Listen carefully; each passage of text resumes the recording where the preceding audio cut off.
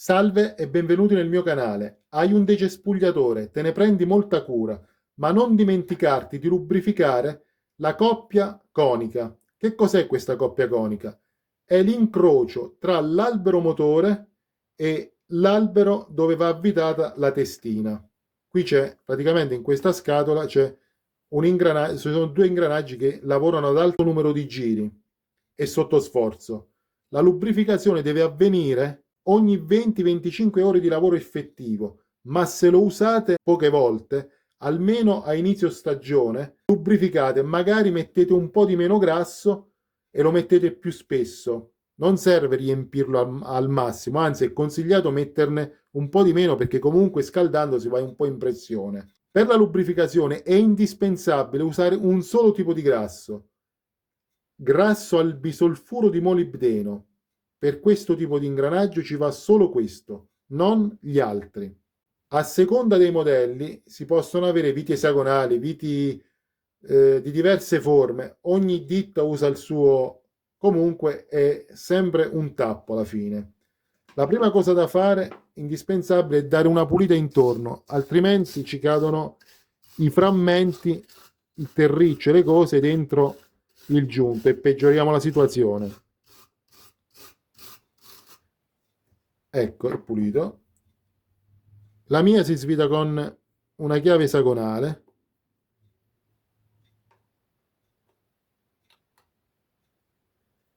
Questo tipo di manutenzione spesso viene trascurata, viene dimenticato o qualcuno non sa proprio che esiste la lubrificazione di questo giunto.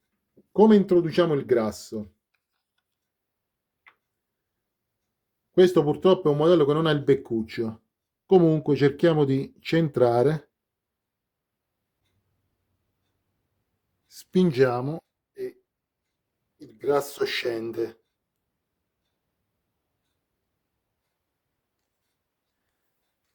Sembra pieno ma non lo è, quindi con una chiavetta, con un'altra chiavetta esagonale che entri nel foro, spingiamo fino in fondo. Ruotiamo un po', così si distribuisce bene nello spazio dentro la scatola. Magari rimettiamo un altro po'. Nel mio caso ce ne va un po' di più perché è rimasto, diciamo, trascurato un po' la manutenzione, quindi è molto secco.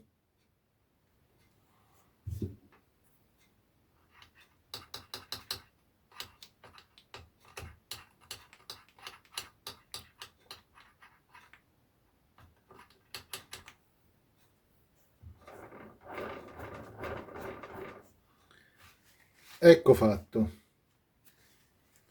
Adesso puliamo, rimettiamo la sua vite.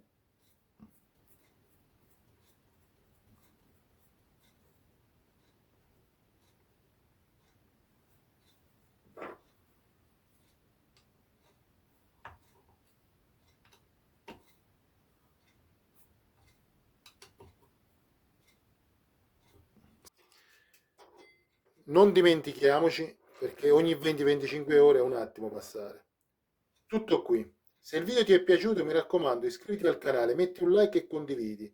Se ti piacciono i contenuti del mio canale, puoi sostenermi facendo una piccola donazione seguendo il link che posto in descrizione. Grazie.